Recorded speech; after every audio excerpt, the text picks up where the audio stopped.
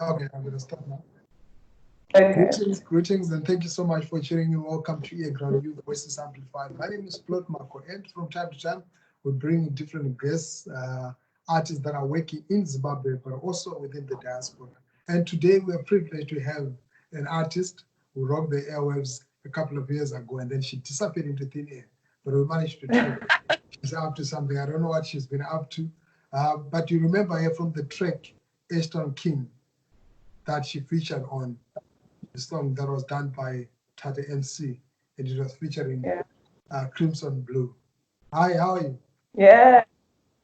Hey, Plot. How's it going? I'm good. It's good to finally get in touch with you.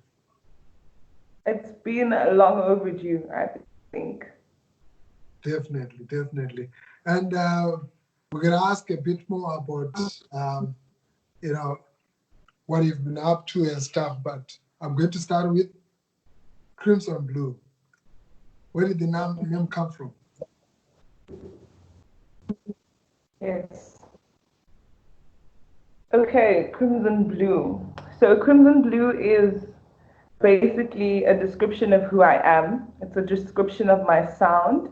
Yes. It's a description of my personality and the music that I make. So crimson comes from the fiery side of me. It also is the color of love, and love is always present in all the music that I make.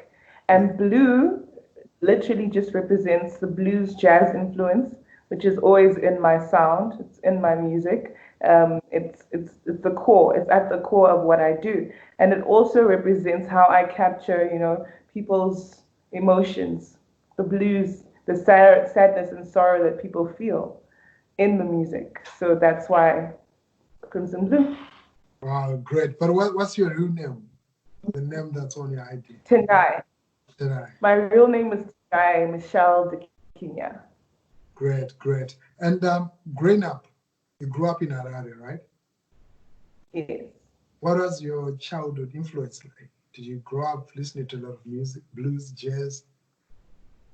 I listened to everything. Like I have those parents who would take us on road trips all the time, every weekend, and my parents were really strict. So the one time that we got along was when no one was talking and it was just music on the radio. So that was when I fell in love with music. And that's when I actually started hearing and identifying with different artists who I love and inspire me today. Great. And what sort of songs were those? Which artists were you listening to? Were there specific artists from Zim or outside? Yes. Okay. Okay, so I specifically remember driving at night and like looking into the sky and just seeing the stars and hearing like Kenny G in the background, and then hearing also, Oliver Mtukudzi when we would go Kumusha and stuff, Yes. and hearing Tony Braxton when my mom was driving, and Sade Adu, and listening to the likes of Phil Collins. I mean, you name it. It was such a wide range of musicians. Ringo Matlingosi, everything you can imagine. So it shaped my ear for music as well. Wow, that's great. And then you got into music. At what point did you decide to venture into music as a profession? I've been writing songs since I was like 12 years old. So I would say professionally, the first time I went into a music studio, I was 17. Okay. So I went to university when I was 17. That was my first year of university. So that's also the first time I got into a studio. And so, I started young. And I was already writing. So I started pretty young. Right. Yeah. And you featured on the track Ashton King. Was that your first song to give you prominence? Was that the first song that sort of put you on the map? Yeah, it really was. It was the first music video I shot. So I was nervous. I even did my own makeup on that video, but it was like really exciting because it actually got like almost 100,000 views, I think. And at that time, that was unheard of. So I was really excited, and I was happy that, you know, Xander and Tate put me on the track, you know. Cool, cool. But after that, we didn't hear much of you. We didn't see much of you. What did you decide to get into? What are you up to? What has been happening in your life, in your music since those days? Since H-Town. Okay, so I've been doing a lot. I kind of just migrated south. I've had a couple of tracks out, notably Pieces on the Ground featuring African Roots. I've also had Silence is Golden, which is played on Kai FM. Pieces on the Ground played on YFM, it played on Metro FM, it played on 5FM here in South Africa. Silence is Golden played on Kaya FM. Celebrate Bururuka also played on Kaya FM. Another song by the name of Pieces of a Ground original mix also played on Kaya FM. So I've had a couple of singles that have been playing down here. I've also worked with a DJ by the name of Bixen Terrace, who works with Euphonic, and we did a song called Leave Me, which also played on 5FM. And I've done a couple of tracks with African Roots, which are still to drop, yes. And Sucre Soul, who is also based here in Midrand, and we released 2 tracks, one called Lucky and one called Different Kind, which have been doing pretty amazing in Mozambique and this side as well. I've worked with Nomadic Africa, who is based in South Africa, but from Botswana. He is known as the founder of Motswako Rap, and we did a track called Call Me, and it went to #1 in Botswana as well. So I have been doing a couple of things here and there. Wow, this has not been coupled. This has been a lot of things that I've been working on. But interestingly, not so much of that has been coming through home. Like, we've not been hearing much of that. But congratulations for what you've been making there, what you've been doing there. Do you feel you're getting enough love and appreciation from, like, your home country, considering that you're making strides there in South Africa, in Mozambique, and in Botswana? No, like, let me be honest. No, I don't feel like I am. And that's the sad part. And it's really the focus of my push right now with the project that I'm getting ready to drop, the joint project that I'm getting ready to drop, is because I feel like I've been doing all this stuff out here, but what about home? You know, home is where I'm from. Yes. I need recognition at home.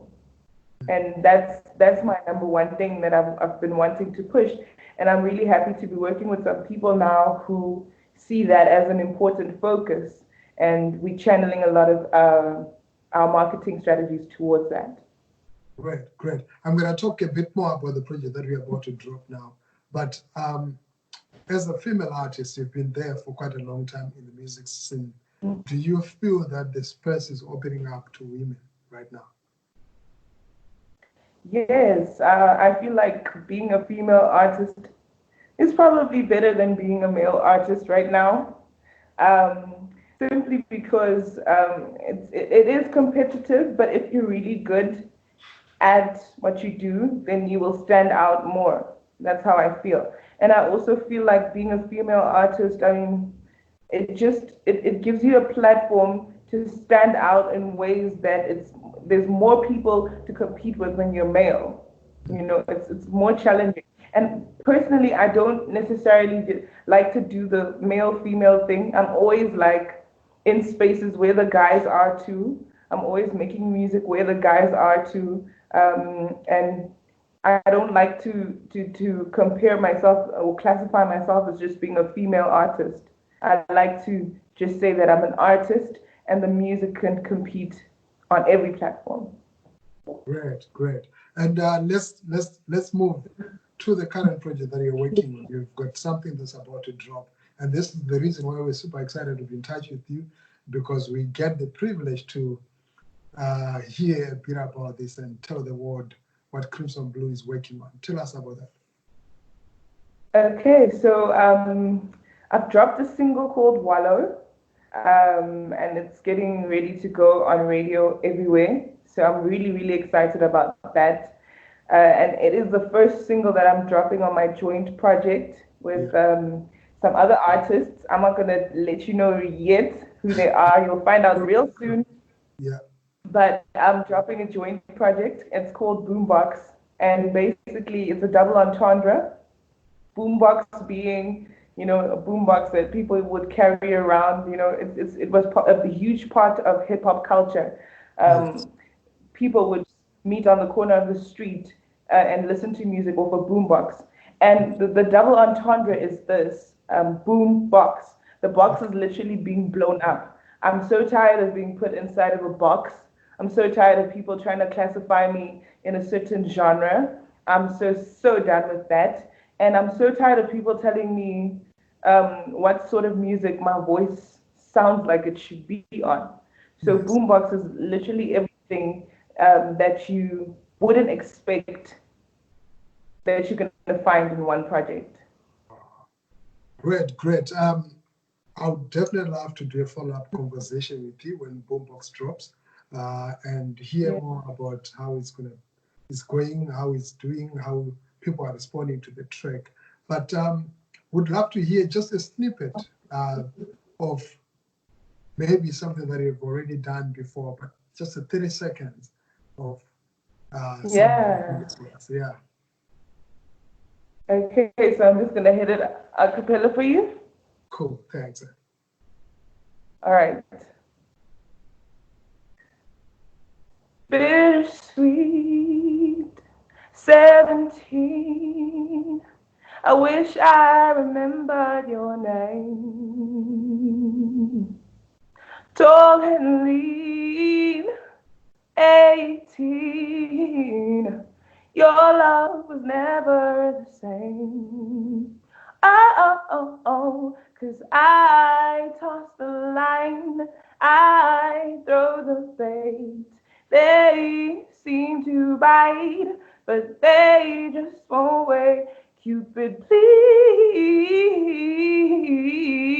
don't waste your arrow on me. Cupid, don't waste your arrow. Cupid, don't, 'cause I toss the line, I throw the bait. They seem to bite, but they just won't wait. Cupid, please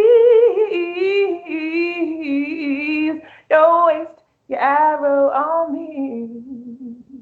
Wow, thank you so much. This is quite refreshing. Yesterday, I watched one show that sort of messed me up. It was a hip hop show. I don't want to give much detail, but it really messed me up. And I'm happy that at least now my music acquaintances have been renewed. And thank you for doing that. It's been such a revelation. Yes. So yeah, Was the show really that bad? it was not bad. It was bad. It was bad. Yes.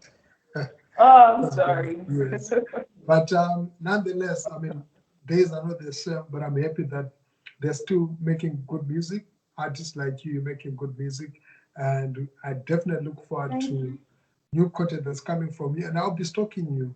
And I want to ask, where do people get in touch with you that want to follow you and want to hear much of your content? Okay, so right now, the best place to get hold of my music is going to be on YouTube.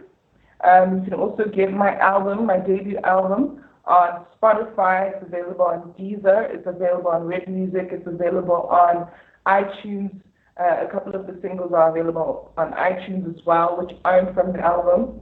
And then you can get my YouTube page, which is just Crimson Blue. And then my social media account, which is where you can find everything that I'm all about and links to everything, my videos and everything. So that's just Crimson_Blue on Instagram. On Facebook, it's just Crimson Blue. And on Twitter, it's Miss_Crimson Blue. Wow, thank you so much, Miss Crimson Blue. I've been speaking there to Crimson Blue. She's an artist, Zimbabwean artist, but based in Zanzibar in South Africa. And She's been making some waves in South Africa, in Mozambique, and in Botswana. Her music is really making a great impact, and it's actually great that we managed to get, the backstage access and be able to speak to her and tell you about the new project that she's working on called Boombox. I will definitely be able to sample just a snippet from here for you. And until next time, stay tuned on Earground. Thank you. Thank you so much. It was an honor to have you on the program. Great. Thank you so much for having me. It was so awesome, and I look forward to doing this again. Awesome. Definitely soon. Yeah. Make sure you share my music on your page, right? Definitely, I'll do that. Wow, awesome. Thanks a lot. Thank you. Great. Thanks a lot to everybody who's been watching. It's been awesome. Let's stay tuned. More programs are coming your way. We have got so much stuff that we're cooking, so stay tuned. My name is Plot Mhako. You've got Voices Amplified. Earground is the place to be. Wow. Yes. Thank you.